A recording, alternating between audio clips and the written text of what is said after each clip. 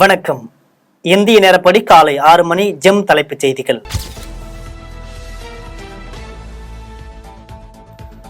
கேரளாவின் வயநாட்டில் நிலச்சரிவில் சிக்கி உயிரிழந்தவர்களின் எண்ணிக்கை 296 உயர்வு. காணாமல் போன 200க்கும் மேற்பட்டோரை தேடும் பணி தீவிரம்.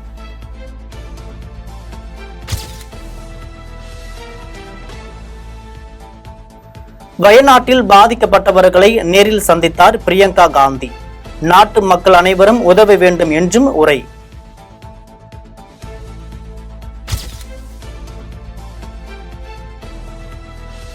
வயநாட்டில் வாழ்வை இழந்து நிவாரண முகாம்களில் தங்கியிருப்பவர்களை சந்தித்த ராகுல் காந்தி.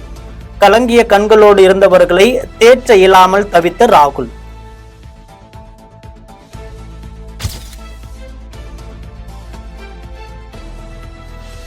வயநாடு நிலச்சரிவு மிகப்பெரிய பேரிடர். வயநாடு நிலச்சரிவு சம்பவத்தை வைத்து அரசியல் செய்ய விரும்பவில்லை. எனது தந்தையை இழந்தபோது ஏற்பட்ட துயரத்தை நிலச்சரிவால் பெற்றோரை இழந்துள்ளவர்களிடம் உணர்கிறேன் என ராகுல் காந்தி பேச்சு.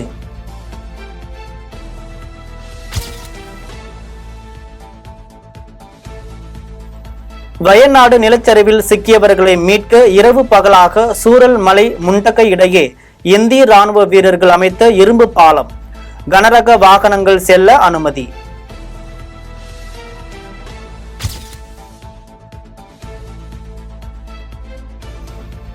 கேரள மாநிலம் வயநாட்டில் ஏற்பட்ட நிலச்சரிவால் பலர் உயிரிழந்துள்ள நிலையில் நிவாரண பணிகளுக்காக கேரள முதலமைச்சரின் பேரிடர் நிவாரண நிதிக்கு 50 லட்சம் ரூபாயை இணைந்து வழங்கிய நடிகர்கள் சூர்யா, ஜோதிகா மற்றும் கார்த்தி.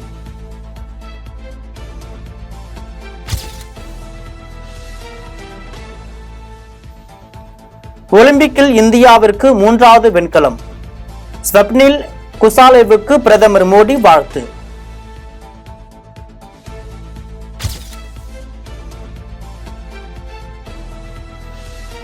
விசைப்படகு மூழ்கியதில் உயிரிழந்த மீனவரின் குடும்பத்தினருக்கு 10 லட்சம் ரூபாய் நிதி உதவி. முதலமைச்சர் மு.க. ஸ்டாலின் அறிவிப்பு.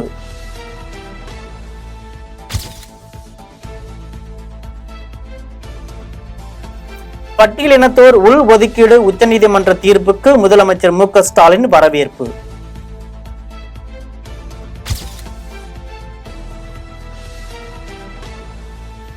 கல்விதான் ஒருவரின் தடைகளை தகர்த்து தலை நிமிர செய்யும் என லயோலா கல்லூரி நூற்றாண்டு துவக்க விழாவில் முதலமைச்சர் மு.க. ஸ்டாலின் உரை. அனைவருக்கும் தரமான கல்வி கிடைக்க வேண்டும் என்பதே திமுக அரசின் நோக்கம் என்றும் பேச்சு.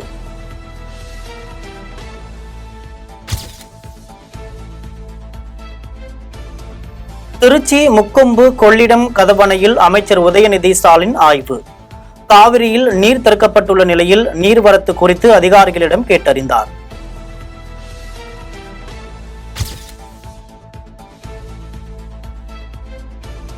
பயணிகள் வசதிக்காக எக்ஸ்பிரஸ் ரயில்களில் கூடுதலாக 4 பொது பெட்டிகள் இணைக்கப்படும் என ரயில்வே அமைச்சர் அஸ்வினி வைஷ்ணவ் தகவல். பொது பெட்டிகளின் தேவை அதிகரித்துள்ளதால் 2500 பெட்டிகளின் தயாரிப்பு பணிகளை விரைவில் முடிக்க நடவடிக்கை எடுக்கப்படும் எனவும் அறிவிப்பு.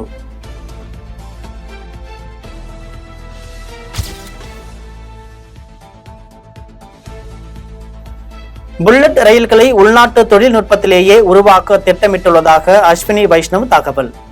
அகமதாபாத் மும்பை புல்லட் ரயில் தொழில்நுட்ப ரீதியாக சிக்கல் நிறைந்தது என்பதால் ஜப்பானின் உதவியோடு செயல்படுத்தப்படும் எனவும் விளக்கம்.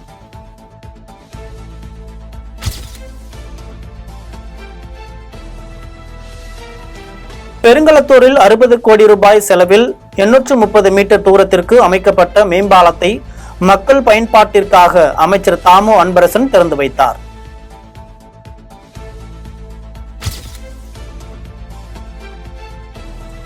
தமிழக மீனவர்களை தாக்கிய இலங்கை கடற்படை.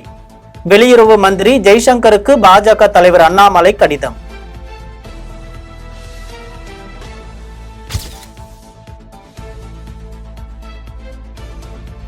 பட்ஜெட்டில் கல்விக்கான ஒதுக்கீடு மிகவும் குறைவாக உள்ளது என திமுக எம்பி கனிமொழி குற்றச்சாட்டு.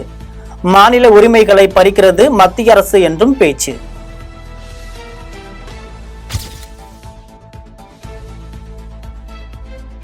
தமிழ்நாடு அரசின் தகைசால் தமிழர் விருது காங்கிரஸ் மூத்த தலைவரும் பேச்சாளருமான குமரி அனந்தனுக்கு வழங்கப்படும் என அறிவிப்பு.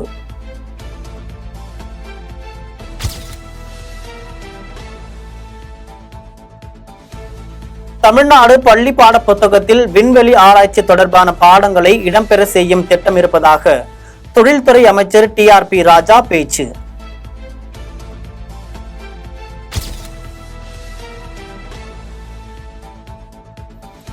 சென்னை மெட்ரோ ரயில் கடந்த ஜூலை மாதம் 95.35 லட்சம் பேர் பயணித்துள்ளனர். அதிகபட்சமாக ஜூலை 12ஆம் தேதி 3.50 லட்சம் பேர் மெட்ரோவில் பயணம் செய்துள்ளதாக மெட்ரோ ரயில் நிர்வாகம் அறிவிப்பு.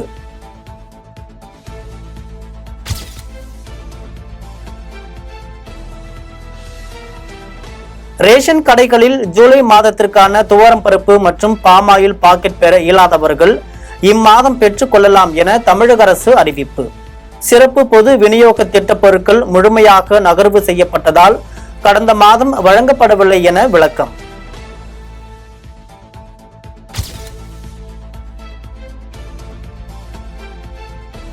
கேளம்பாக்கம் அருகே சாலையோர பள்ளத்தில் கார் பாய்ந்ததில் செட்டிநாடு சட்டக்கல்லூரி மாணவர்கள் 4 பேர் பலி.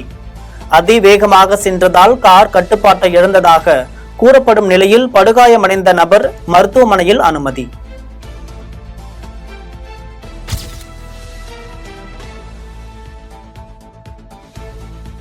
வெனிசுலாவில் தேர்தல் மோசடியில் ஈடுபட்டதாக அதிபர் நிக்கோலஸ் மதுரோ மீது அமெரிக்க தொழிலதிபர் எலான் மஸ்க் குற்றச்சாட்டு. தொலைக்காட்சியில் விவாதிக்க வருமாறு நிக்கோலஸ் மதுரோ விடுத்த சவாலை ஏற்பதாக அறிவித்தார் எலான் மஸ்க்.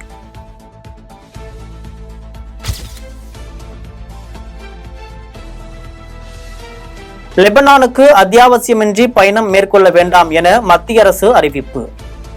ஹிஸ்புல்லா கமாண்டர் சுட்டுக் கொல்லப்பட்டதை தொடர்ந்து லெபனானில் பதற்றம் நிலவுவதால் நடவடிக்கை.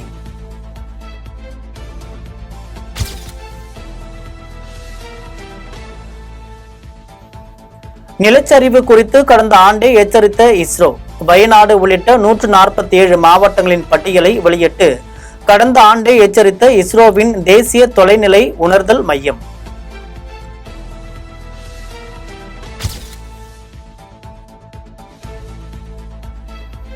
சென்னை பெருநகர் மற்றும் புறநகர் பகுதிகளில் ஓரிரு இடங்களில் இன்றும் நாளையும் மழை பெய்யக்கூடும் என வானிலை மையம் எச்சரிக்கை. சென்னை பெருநகர் மற்றும் புறநகர் பகுதிகளில் அடுத்த 48 மணி நேரத்திற்கு வானம் ஓரளவு மேகமூட்டத்துடன் காணப்படும் என்றும் எச்சரிக்கை.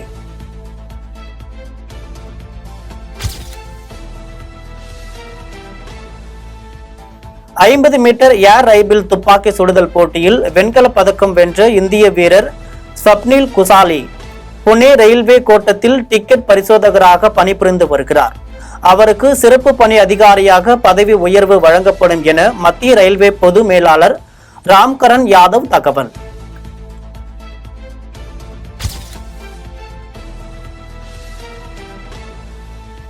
TNPL 2024 திருப்பூர் மற்றும் திண்டுக்கல் அணிகளுக்கு இடையேயான 2வது தகுதி சுற்றி போட்டி சென்னை சேப்பாக்கம் சிதம்பரம் மைதானத்தில் இன்று மோதல்.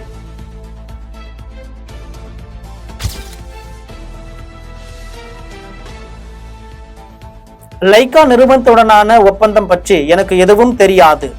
வெற்று பேப்பரில் கையெழுத்து பெறப்பட்டது என நடிகர் விஷால் விளக்கம்.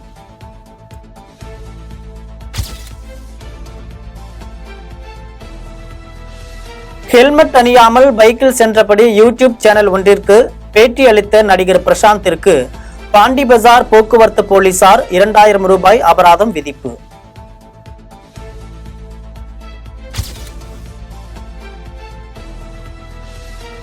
நிலவுக்கு என்மேல் என்னடி கோபம் படத்தின் முதல் பாடல் குறித்து அப்டேட்டை கொடுத்த இசையமைப்பாளர் GV பிரகாஷ்.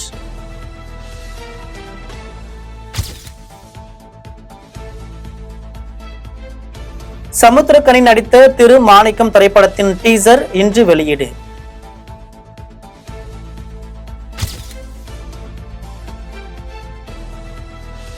தி கோட் திரைப்படத்தின் 3ஆம் பாடல் வருகிற 3ஆம் தேதி வெளியாகும் என படக்குழு அறிவிப்பு.